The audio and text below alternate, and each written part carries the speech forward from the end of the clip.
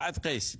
منتخب العراق من منتخب كان من المتوقع بناء على أداء في الدور الأول، فريق مرشح بقوة، خاصة بعد مباراة اليابان. بعد الفوز على اليابان يمكن احنا حذرنا من المرحلة اللي مر فيها المنتخب العراقي، اللي هو الفرح المبالغ فيه، سواء على مستوى اللاعبين، الجهاز الإداري، أعضاء الاتحاد، كسس اللي ترك الفريق وراح يعمل مقابلات تلفزيونية.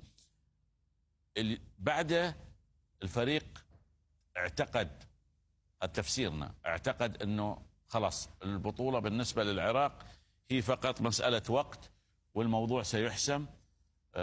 جاء امام الأردن، لم يكن ذلك الاحترام الكبير لمنتخب